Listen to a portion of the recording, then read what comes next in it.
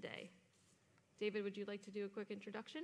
Hi, I'm David Schwartz. I'm the CTO at Ripple and one of the co-creators of the XRP ledger. Hi, everyone. I'm Sergey, co-founder of Chainlink, the leading data oracle in the blockchain space. And we also create bridging solutions, identity solutions, compliance solutions to create more complex blockchain transactions. I'm Mary Catherine Lader. I'm Chief Operating Officer of Uniswap Labs, which builds the most used DeFi applications and products and is the leading developer of the Uniswap protocol, the most used DeFi protocol. I'm Konstantin Richter, the CEO and founder of Blockdaemon. We're the largest infrastructure provider for institutions in crypto. We run around 250,000 nodes, empower transaction staking and wallet development for institutions. Great. Thank you so much for being here. Konstantin, let's start with you. Blockdaemon is a leader in on-chain infrastructure for transactions, staking, and wallets. Given your expertise, how do you see TradFi playing a role in enhancing this critical infrastructure? Yeah, thank you. It's a good question. I think one thing we've learned, we've been aligned with financial institutions really since the beginning. One thing that's unique about us, we have JP Morgan, Goldman Sachs, and Citibank with major shareholder denomination on our cap table. And we've done that really for the same reason that you asked the question, which is really we wanted to learn about compliance and the requirements they've had in a company of our nature that engages in crypto, so we ultimately don't make mistakes that would disqualify us to be a vendor to them in the future. And so I think one thing we can learn from TradFi is that it's very hard to reverse engineer compliance. And so understanding compliance, understanding risk tolerance is something that we can, in the crypto industry, learn from the TradFi institutions. I think it's really important to understand that sometimes in the crypto side, we're a little bit like, hey, our tech is 10x better than what you have. We can be a little arrogant about that. But there's another component than technology to the infrastructure stack, and that's security and compliance. And I think here TradFi has a lot to add, and that's going to be really exciting. The other is really, real-world asset tokenization, where obviously institutions are really primed to come in and bring a lot of liquidity to the stack that we like, right? Like these assets need wallets. There's monetization mechanisms around it that will really help crypto to find a larger audience. So I think those are the main primers for it. Yeah, I think that all makes sense. David, you have seen the whole evolution of blockchain from early Bitcoin days and have been a co-creator of the XRP ledger. In your view, what do you see as the most significant difference between DeFi 1.0 and DeFi 2.0? And what do you think is needed for mainstream adoption? Yeah, so thanks. Both myself and Ripple have been in this business for well more than 10 years now. We watched the very early stuff going, to what's happening now with institutional adoption. In the very beginning, it was very experimental, and it was almost like Las Vegas. It was gambling. It was very sexy, though. Like you attract a lot of people to fancy casinos, but it doesn't have a whole lot of real-world utility. It's not Financial System 2.0. Financial System 2.0, a lot of it is frankly boring. Like for most people, what they need is like a savings account is an extremely useful thing. It doesn't produce high yield. It isn't very volatile, but it's extremely useful and practical. And so we've watched that evolution to more useful, more practical, more enterprise-focused, more compliant. Compliance was a bad word in the early days. Like everything was just completely decentralized. But the problem is the value is in the real world. If we're going to build Wall Street 2.0, we can't just say forget about everything that we have. It's trillions of dollars worth of real-world value. And so what you're seeing today is you're seeing stable coins, which are, they're igniting DeFi ecosystems. They're very institutional products, but they're also, anybody can hold them and transact them. They're compliant, but they're also, free-flowing. You're starting to see DeFi applications that look more like TradFi. They're not about getting huge amounts of yield at very high risk, but they're about things that make a lot of sense to people, like treasuries. I think the obstacle for mass adoption, and we're within a few years of that cusp, is we need the institutional adoption first. The same thing happened with the internet. You have to build bridges to where the value is, to where the people are. There has to be usability. We have to solve all of those problems to be able to turn that corner to mass retail adoption. So I think the precursor to that is going to be mass enterprise adoption, and I think that's right where we are now. That's probably why everybody's here. Yeah, absolutely. MC, the long-awaited Uniswap v4 upgrade is now live. I'm sure many in this room are undoubtedly very excited about that. However, liquidity remains a key issue in DeFi, especially for larger institutional players. how can DeFi projects improve liquidity while still maintaining decentralization? And is there an inevitable trade-off between the two, or can you have best of the both worlds? Well, first, thank you, Katie and Ondo, for having us. I have to say, I spent 15 years in suits in Midtown at Goldman Sachs and BlackRock, and I'm so happy to now be at a crypto event where where most people wear suits. It's just a great sign of how far we've all come. There's not a trade-off. I think that's a misunderstanding that there's a trade-off between liquidity and decentralized protocols. For some time, the Uniswap protocol, which is decentralized, immutable on Ethereum, has had deeper liquidity and top trading pairs than centralized exchanges like Coinbase. So that's not the case. But what has held back adoption of DeFi for TradFi? A couple things. Absolutely compliance, as was just mentioned, but also blockchains weren't fast enough or cheap enough. They just weren't competitive with your alternatives and the systems that you need today and that users need today. And so the net effect of that means that there aren't assets that people want to buy to drive more adoption. And so I think what's happened in the last 3 years, definitely last 10 years, is that blockchains are now cheaper and faster. And DeFi is more customizable. So with Uniswap v4 allows you essentially to create your own market structure and create your own customized set of rules for a liquidity pool. So whereas with prior versions of the Uniswap protocol or other DeFi protocols, you have to accept a determined market structure, and that's the same for everybody. Now you can say, well, we need only these users to be able to access this trading pair, or we want to integrate with this kind of leverage, with these kinds of limits, just the stuff that you're used to having in traditional markets. So that customization, I think, will unlock so much more innovation, which is, again, open to anybody. Anyone can build on top of it. There are already hundreds of what we call hooks of different smart contracts on top of Uniswap v4 within 4 days that are all allowing different kinds of trading market structures and different kinds of assets. And the other thing I want to mention that I think is really exciting for bringing way more liquidity, lots more liquidity on chain, is Unichain. So we are launching an L2 on Ethereum next week. That will be, in a few months, it'll be as fast or faster than Solana. It will be cheaper than Base, and it will be decentralized. So stakers will validate transactions, which is in contrast to some other L2s.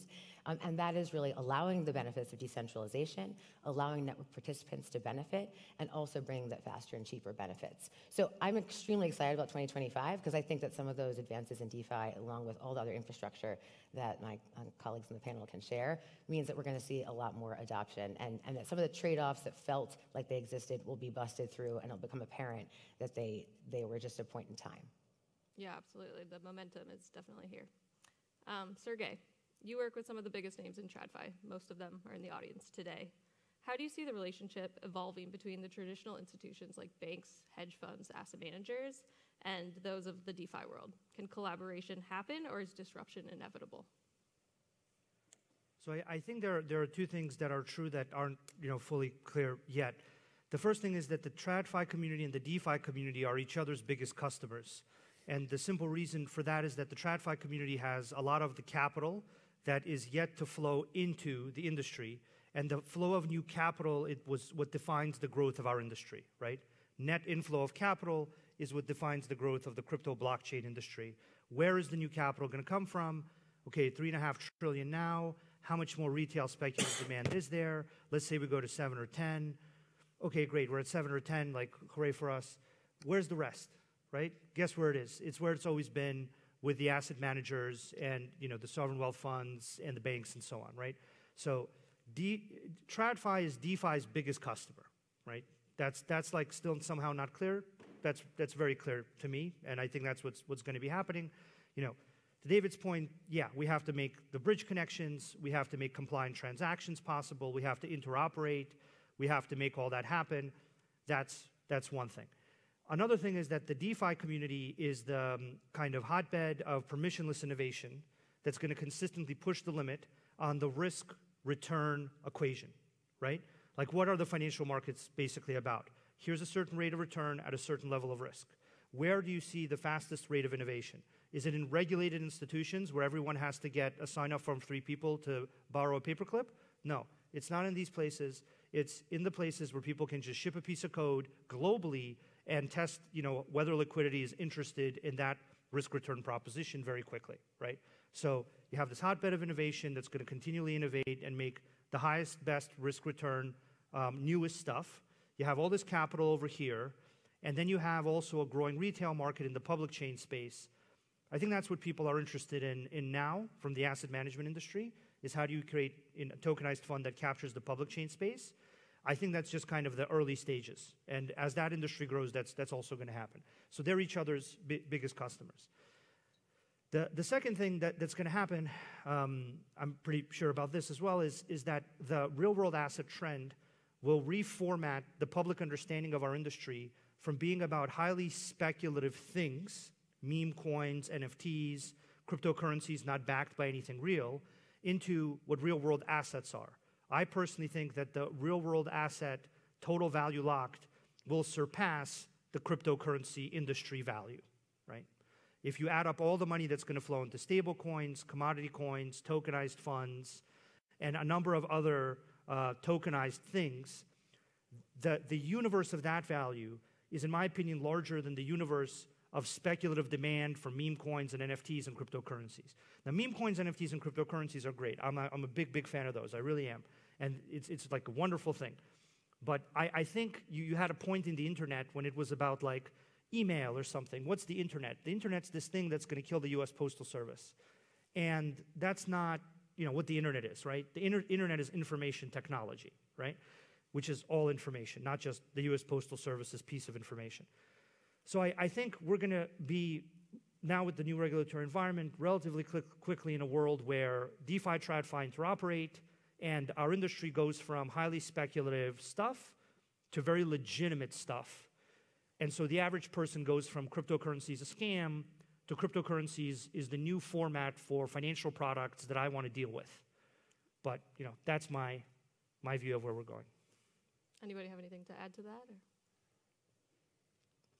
No, I agree. I think that so many more assets, and again, I think it comes down to the infrastructure now can support different kinds of assets and can support people like all the people in this room and the needs of your customers. And I think that ultimately makes all of our businesses a lot bigger, right? That the point of this technology is that you can reach global user bases, that you can create different kinds of markets and make them that much more efficient and transparent. There are, of course, like technical challenges, like we have to figure out interoperable and digitally native approaches to identity. We have to figure out ways that some different kinds of risk that are sort of institutions that have risk sort of parameters are important to them can make sure those are maintained in DeFi when they don't always totally know who's participating. But all those are solvable problems. Yeah, couldn't agree more. As RWA tokenization growth accelerates, what use cases are you most excited about? And what key problems do you think builders should focus on that will drive real-world utility? David, do you want to start with that one? Yeah, I'm most interested in the use cases where there's high friction right now, where people are poorly served. For almost any technology, when you're trying to figure out where you can get the traction, you look for people who are poorly served by the existing technology because you don't have to be perfect to get their business. You just have to be better, exactly. And the worse it is, the less good you have to be better.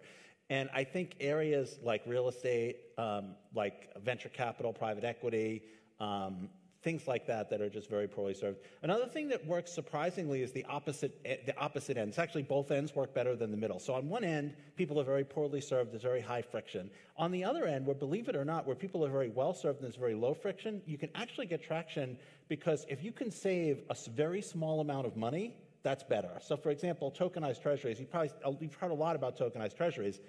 Those actually work pretty well right now. You might think, well, why would that be an area? And it's because of that. It's because if there's a $3 transaction cost and you can push that down to a fraction of a penny, that's actually a lot because the margins are so small. If I'm only making 2%, you're charging me a couple of basis points. If I can save you a couple of bucks, that actually does matter. So I think it's like the two ends. As far as like what people should focus on, if we're going to turn to the corner to mass adoption, user experience is going to be absolutely critical.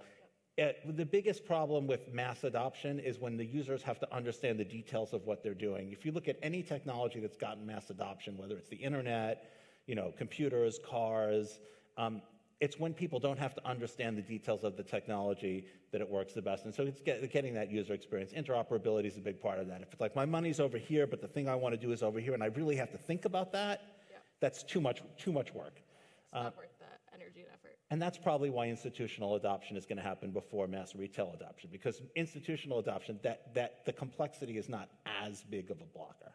Yeah, I couldn't agree more. Constantine, do you have anything to add to that about new use cases? Yeah, I think if you look at what's kind of missing still also for institutional adoption, I think there's really two things. One is wallets, I think, are really, really important. And I think it's something that I'm always amazed as a builder in the space, how poor wallet infrastructure still is in the space, on the consumer side and on the institutional side. And so I think there's a lot of evolution there, and obviously we're very active in the space. And so I think there's a lot of opportunity in that space.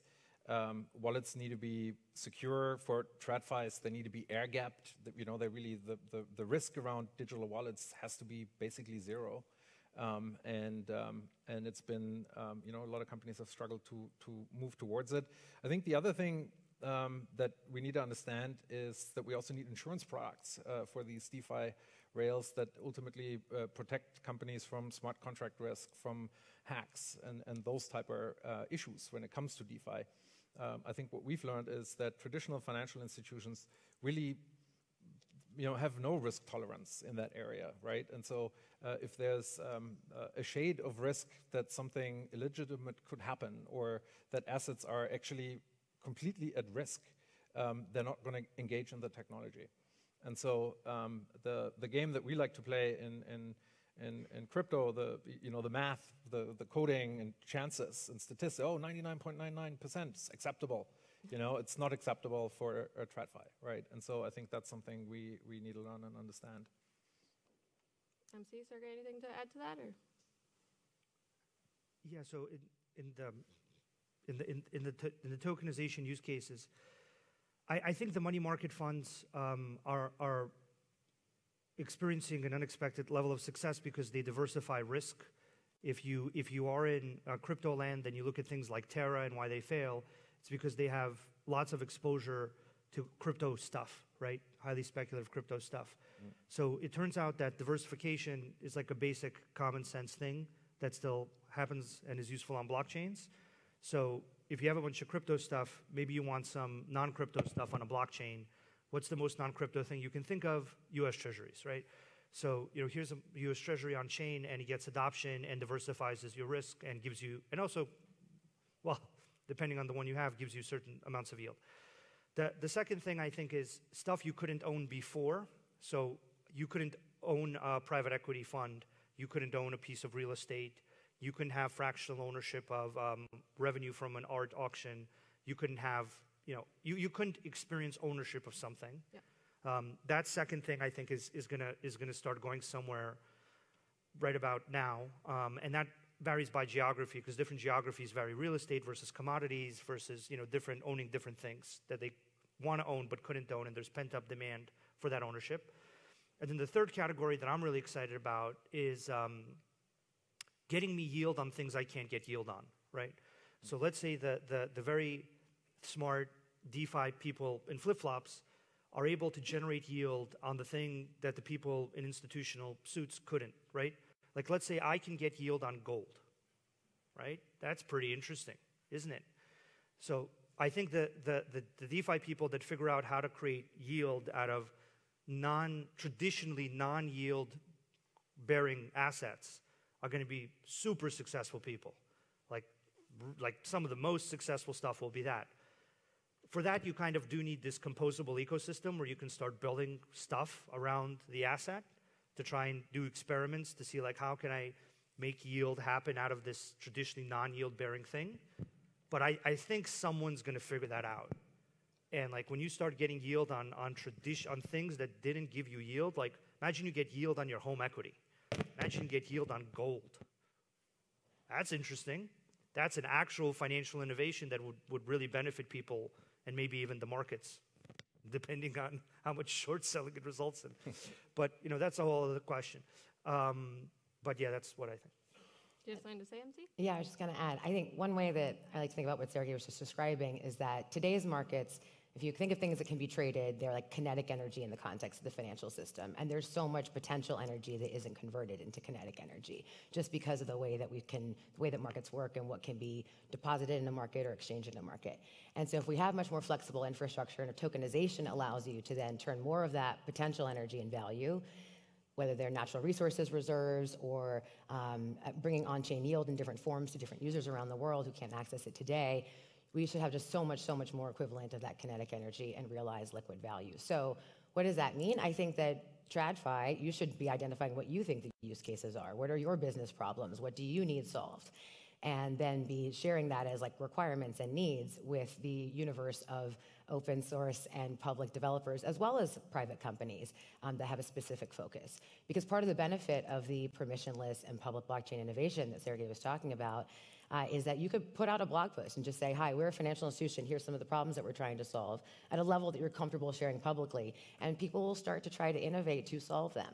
And that's a new approach to innovation. I think a major step forward for financial institutions in the past several years is accepting public blockchains and realizing that you can have your own compliance requirements and security standards met on the same foundation of public innovation.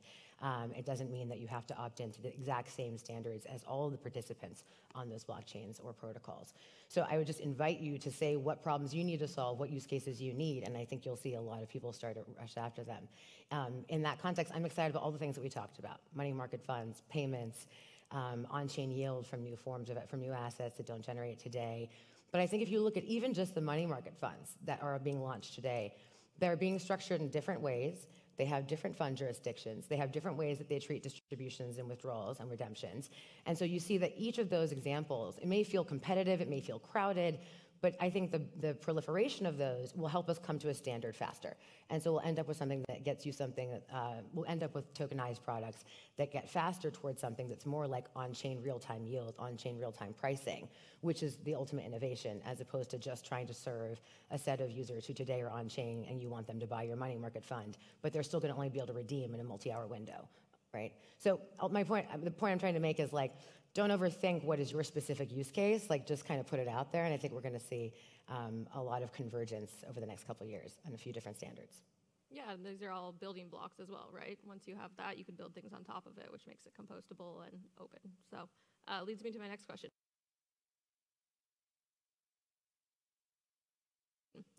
Decentralized alternatives to capital markets.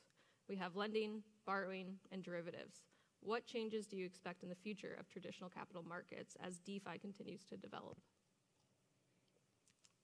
Anyone want to jump in there? There's so many. I mean, they're going to be more accessible. They're going to be open 24/7. I mean, well, all the obvious stuff. So what was the question again? In DeFi, we're seeing decentralized alternatives to capital markets, like lending, borrowing, and derivatives. What changes do you expect in the future of traditional capital markets as DeFi continues to develop? I'll give you two examples. One is, I think that I'm really curious to see how the notion of a fund's jurisdiction changes over time. Like, what does a geographic boundary for a financial product mean when you can access users all over the world instantly? And so I think it's like mostly a regulatory question, but I think we'll have to see new products that are more portable globally, right? That's one. And then a second is, I also think we'll see changes in innovation in derivatives and futures contracts. We've already seen them. But if you think about just some of the operational risk around derivatives and how those can create trading opportunities, arbitrage opportunities, but also some negative risks, I think that we'll see improvement and advancement in derivatives markets that I hope is embraced in the US. Because I think while some on-chain derivatives have a tremendous amount of risk in the form of leverage and not having leverage ratios, they also reduce a lot of operational risk in traditional derivatives. Yeah, so, not understand your question, my fault. But basically, it's going to be very subdivided on the basis of identity. So there'll be identity unknown markets, and that's what the majority of public chain DeFi, crypto, perp DEX, who knows who is who, how many cats and dogs do you trade for my course, and who are you and who am I, and nobody knows anything, right? Like, there's a certain amount of anonymity that's valuable to the world in financial markets, and that's one subset of the market, right? That's where a lot of the market activity is now. Anonymous, no identity trading and activity and assets and stuff and ownership. And now I think we're entering a world where there's identity-laden assets and ownership. And I think the answer to your question is, what is the value and the amount of capital in each of those groups? What is the amount of capital that your system can access as a market if you go into the identity-laden, compliance, AML, KYC-based world versus the anonymous, frictionless, nobody knows who anyone is, and like they could all run away tomorrow world, right? I think probably the identity-laden world is much larger, and it's now starting to come in, which is why we've built a lot of identity solutions for putting identity on chain and making transactions identity-laden. That's generally what I think many of the people in this room also believe, is that there's much more of a market in the part of the world that is regulated and where there's AML KYC compliance versus the part of the world. But that's still that part of the world's really cool. That nobody knows who anyone is, what 3 cats for my dog coin world, which is great. But, I think that's the early stages of our industry, and the later stages are the identity-laden, traditional institutional capital flowing in, which is, what we're building around and what I feel a lot of people here in this room are building around. Unfortunately, that's time. David, Sergey, MC, Konstantin, thank you so much for joining us. We really appreciate it. Thank you.